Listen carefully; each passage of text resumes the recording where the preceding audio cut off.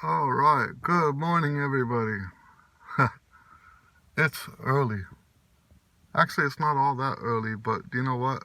You guys know that I try to leave 2 hours before whatever it is, especially if it's on the other side of town. Um, so I'm teaching master classes this week. Yes, it starts. First master class of the year. Well, of the season, I should say. Um, but yeah. if the master class starts at 8 and I have to leave at 6, then that means I get up at 5. Right? That's not all that much earlier than what I normally get up. But for some reason, maybe because we were traveling over the weekend, right? Maybe that's what it is. But I'm wiped out. And I bet that's what it is. Sort of like jet lag. Because Phoenix is 2 hours behind us. No, ahead of us. So it feels like a lot earlier right now than just 7 o'clock in the morning. Anyway, yes, I'm here an hour early. I promise you that if I didn't leave 2 hours early, I would have been late. You leave 2 hours early, you get here an hour early. You leave an hour and 30 minutes early, you're going to be late. That's how this works. Anyway, so yes, the master classes start today. And I've been doing this master class at this school, if I'm not mistaken, long enough to see an entire freshman class graduate. So obviously they like me here, right? And yeah, so what I wanted to talk about this morning, just real quick. I actually don't consider what I'm doing today a master class. That's what they're calling it, and I don't have a problem with that. Okay? I'm not that kind of snooty, stuck-up kind of person. Oh, you're using the wrong word. But that said, it's not the right word. Okay? Let me give you a rundown of what the difference is between a workshop, a clinic, a sectional, and a master class. Okay? Let's see if I can keep them in that order. Basically, a workshop is when you have the guests come in and the students all have their instruments or pencil and paper or something, and the students are actively involved with their education, and they're not just being lectured to. They have an active role to play in this educational experience. And I just realized I've got gunk all over my glasses. So that's what a workshop is to me. So there is the Summer Jazz Workshop here in Houston. That's a real workshop. That's an example of the word being used properly, because they have in the Summer Jazz Workshop here in Houston, they have the different studies broken up into classes, and in those classes the students actually participate. They're not just being lectured to. They take their horns or they do some writing. So yes, that's what a workshop is. Now, it used to be... Okay. Now, let's move on. Workshop, then there's clinics. A clinic, in my opinion, is just when the guest, like in this case, I'm the guest, right? The guest just gives a lecture. There's very little, there can be some participation on the part of the students, but basically the lecture is just one direction, right? And a lot of times with a clinic, the lecture is even planned out so that it doesn't go overtime and stuff like that. Okay? Now, you could actually call that a lecture too. In all my years in music education, I've never, ever heard anyone refer to it as a lecture. Okay? Now, here's the problem, is some people will call the workshop a master class, and some people will call the lecture, the clinic, they'll call that a master class. And so that's not the proper name, and I saved master class for last. Next we have sectionals. Now, back when I first started doing all of this stuff, these guest appearances, right, it was in the 80s, and we didn't call them master classes back then. They were sectionals.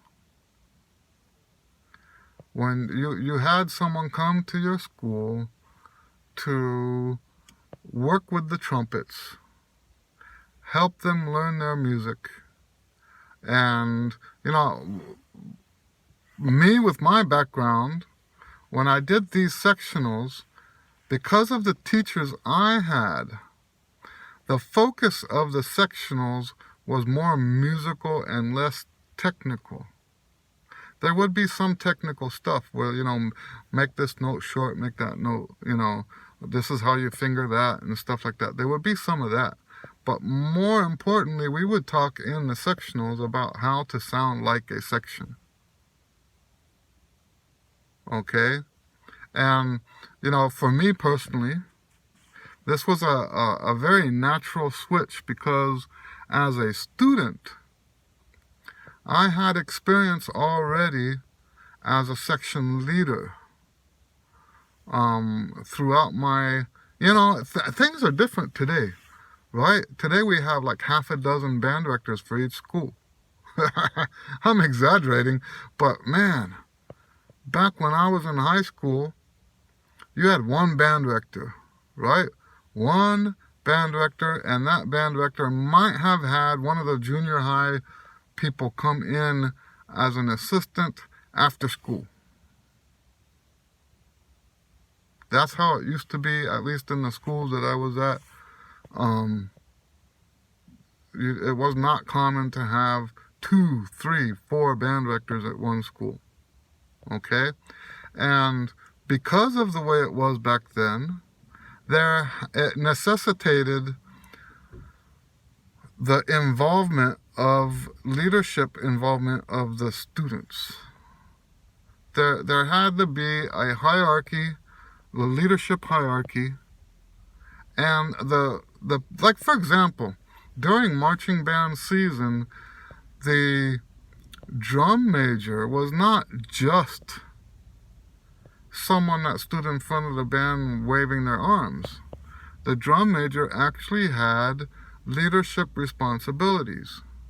And this would take a lot of pressure off of the band director because there's just one band director. And the same thing applies to the sections. So a lot of responsibility for the way the section performed was placed on the shoulders of the section leader.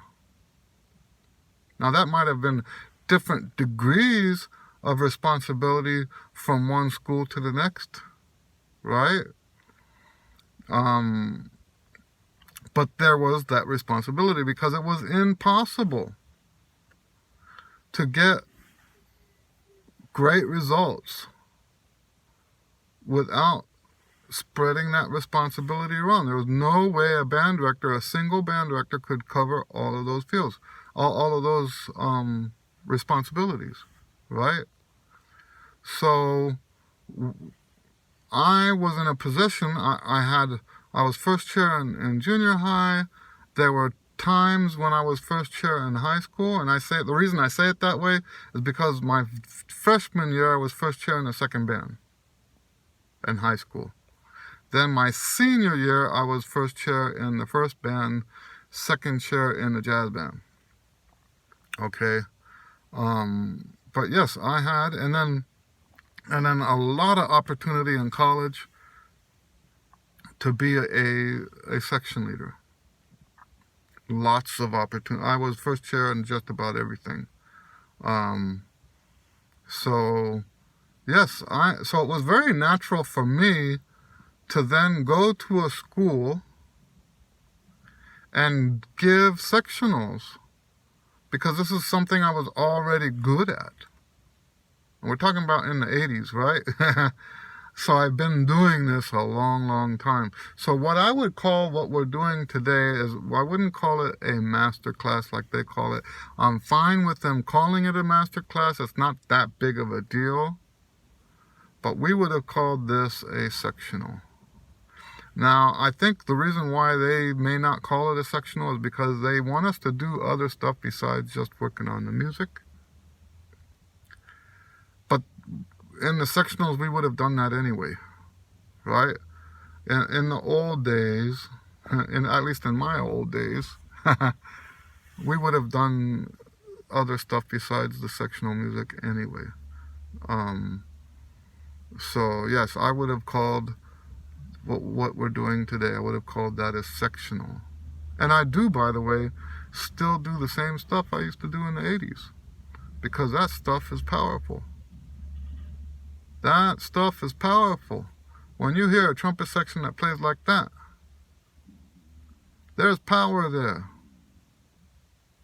So, you know, what we spend a lot of time, like I said, this is at least my 4th year, maybe 5th year doing this at this school. You know, we spend most of our time working on the ear. That sounds crazy, right?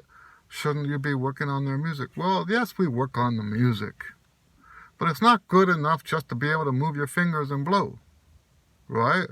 If I'm helping them with their music as a section, then we're gonna learn to play as a section. And that can't happen if you're not listening. So we spend a lot of time doing that. And in fact, I have a game. They love the game. They just love the game. Last year, I kind of waited until halfway through, and they were they were disappointed. And they reminded me, said, "What about the game?" And I said, "Oh yeah, the game." Basically, I have a listening game, and I teach it to them. And basically, now I don't have to teach it to them here. There's the upperclassmen teach the lowerclassmen. We just start, and they know what to do. I can kind of just step back and watch, and it's fun. They enjoy it. I actually invented it in, I want to say 2013 or 2015, around there, on a trip in South Africa. It was something that spontaneously came into my head. We actually have pictures of it. And I've been using it at the master classes or the sectionals ever since. So they love the game, but the purpose of the game is to get them to open their ears so they can hear what the other players in the section are doing. It's not just an arbitrary game, right? I'm actually not a big fan of trying to make things fun, right? You guys should know me by now. I don't sugarcoat stuff. I don't believe in that. I believe that the message is compromised when we do stuff like that. And so, the last thing I want is for the students' education to be compromised just because I wanted to make it more interesting or engaging or fun for them. You know, I think a lot of people, they assume right off the top of right from the beginning, that the student can't handle stuff that's more serious, and that's just not true. I've never seen, even with the little kids, the ones, they'll start off, oh, Mr. Lewis, I don't think Johnny can do more than a 15-minute lesson. He doesn't have that kind of attention span, right? They'll say this about their own children, right? And then they'll come to the lesson, because we don't offer 15-minute lessons, right? They'll come to the lesson, do a half-hour lesson, and Johnny doesn't want to leave. And I don't try to make it fun for Johnny. And Johnny still doesn't want to leave. And I'm not using any of the tricks that people are taught to use to engage the students and stuff like that. I'm not doing any of that. And they don't want to stop. Why is that? Think about that, right? Think about that. I think a lot of the stuff that they teach in the schools about how to keep the kids' attention is just based on false information. Now, it is different, right? Usually when people hire me as a teacher, like in this case for a master class, I think they hire me because they want me, so there's like a supply and demand sort of thing going on there, right? They have a need, I feel the need, and that might change the relationship a little bit, so that maybe there is more of a automatic engagement. But I can't dismiss it as a coincidence that I've never had quote-unquote attention span problems with any of my students, or in this case with the master classes. To my knowledge, now there are times when in the class people will, I don't consider that attention span stuff. That's just rudeness, really, what that is. But I guess maybe some people would consider that attention span problems when they start looking at their phones in the middle of the master class or whatever. So there have been some of those kind of problems. When I see that, well, I can tell you the answer is not to now let's play a game. And the only reason I'm talking about that is because I'm clarifying that I don't just do games to make it fun. Okay? This was something that just came up, and it's relative to what we do. All right? I hope that makes sense. So let's talk now about what a master class is. Because that's a very specific thing, and it used to be just in the universities. You would never have a master class at a high school. But you'll understand that when you understand what a master class is, okay? Usually master class happens in front of an audience. That's one key point that makes master classes different, is that the teaching is happening in front of an audience.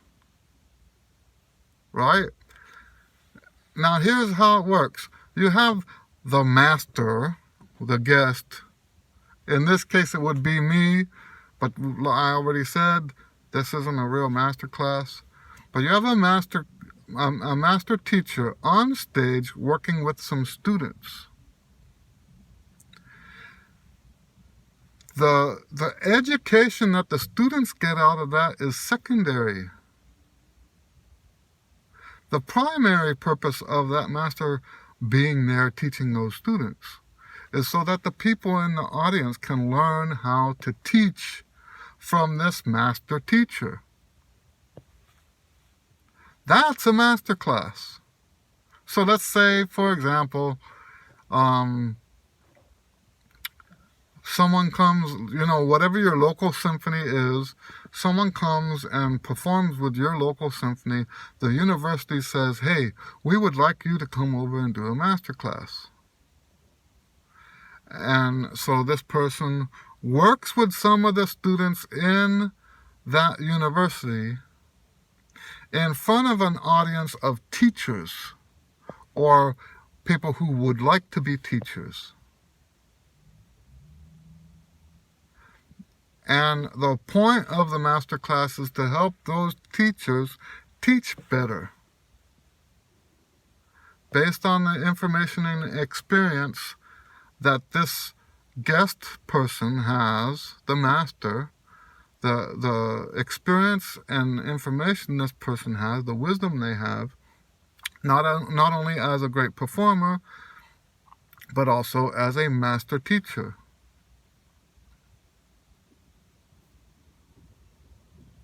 Now, of course, the people who are on stage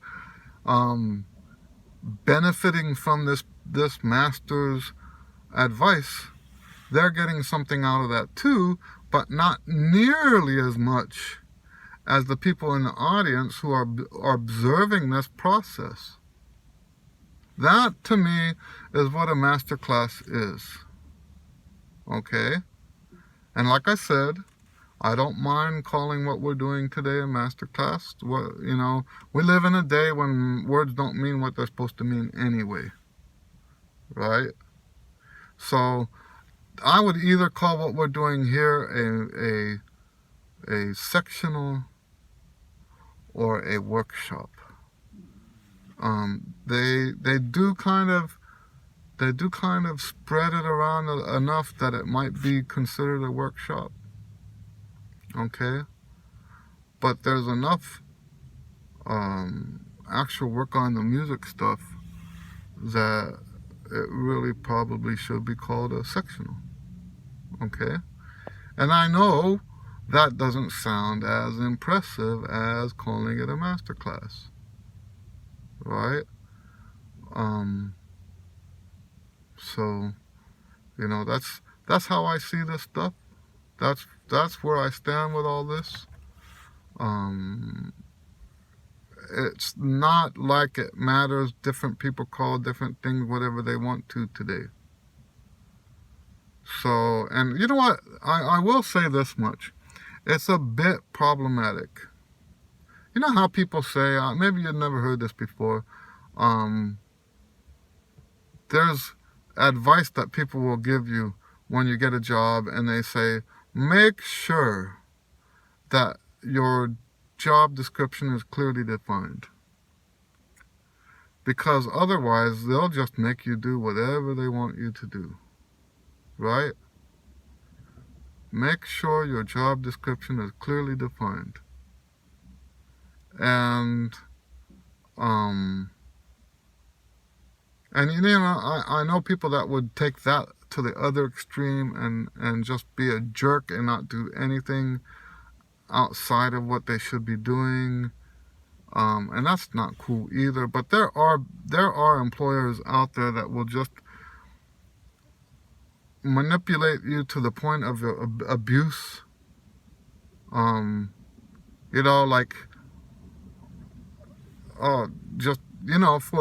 see on TV sometimes people will say, hey, go get my dry cleaning, right? Your job isn't to go get your boss's dry cleaning from the store, right? That's not in your job description. Anyway, so why am I telling you about that? Because it's problematic when they start using different words interchangeably for what it is you're being hired to do. So if people were actually using the words that mean what it is that you're doing, then when you got called to do a master class, you were doing a master class. Not a lecture, not a workshop. See, there's different responsibilities for each of these, right? If you're doing a workshop, you've got to have materials set up for the students to use. Now, if you get called for a master class, then usually there would be very little materials for that. The whole point is that each individual you work with on stage is an individual. You can't know before you get there what that person needs. So that's not really a situation where you would have like handouts or whatever.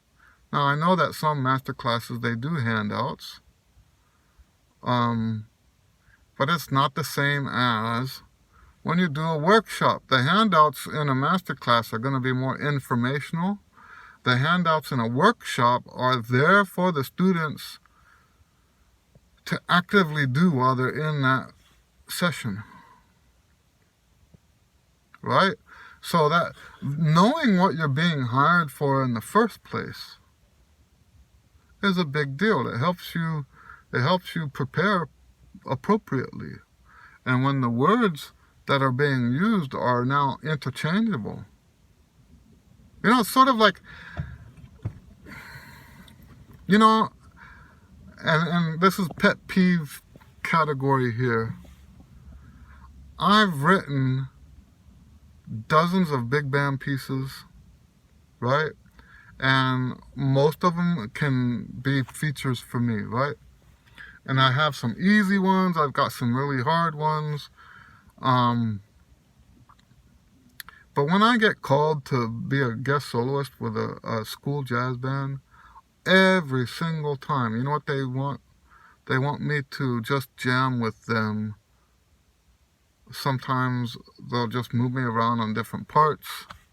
Sometimes they'll have me go up front and just jam on a tune they already learned, right?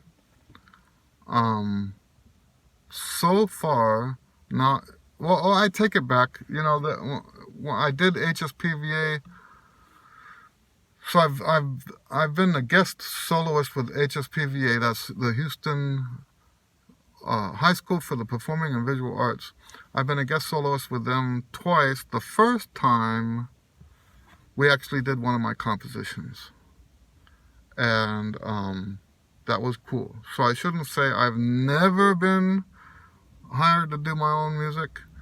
But that's really how it should be. This idea that you get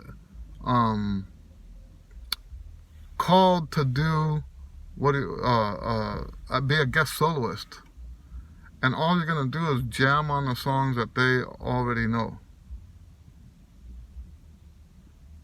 and that just doesn't. You're not getting the best that you can get when you do it that way.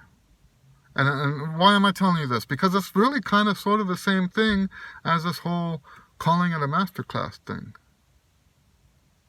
right? Everything's up in the air. They'll basically say, "Come and work with my kids," right? It's like, it would be so much better. Now this school, I'm not complaining about this school. They actually have spelled out for us what time they want us to switch from this to that. So I'm not talking about this school. But yes, there is a tendency when I do these master classes for what they want me to do. It's extremely vague what my role is there. I'm not always sure what the level of the students are. I don't know whether I'm supposed to be giving a lecture or doing a sectional or working with the kids on fundamentals. I don't know, right? And yes, it's my responsibility to find out. But my point is that if you use the proper words when you hire somebody, that kind of takes some of the ambiguity out of it, right? And once again, I'm not complaining, not at all. Okay, this is the world we live in today, right? Things are vague. The words that we say don't mean what we say, right? So yes, this is the life that we live today. But I just wanted to point out, and I didn't mean to take a whole 30 minutes to do it, but I wanted to point out that those different words actually do mean different things. And that how the words are being used is being mixed up. Okay? Alright, well, I have a phone call to make before I go in there. So, God bless you guys. We'll see you on the next one. I'll probably do every morning. This is a 2-week masterclass. That's what they're calling it, masterclass. 2 weeks of master classes. This week it's all in the morning, and I'll be trying to make these videos. Now, I don't post all the ones that I make. When I go back and listen to it again, a lot of time, I just get that thing in my spirit that says, no, that one don't put that one out. And I think we've already talked about creativity. That's how creativity works. You don't put everything out that you've ever done. Okay? So, I think that the number of videos that I have on YouTube right now, there's at least that same number of videos that never got posted. So I think we're up past 500 now. So that means I've probably done over 1,000 videos and only half of them ever got posted. So this one I feel good about. But yeah, I think that's the way it should be. You don't put every single little thing out that you've done. It's the same with music. It's the same with websites and all that kind of stuff. You don't publish every single thing that you do, because not everything that you do is worthy of being published. Okay? You have to have some sort of discernment afterwards. Anyway, God bless you guys. See you on the next one.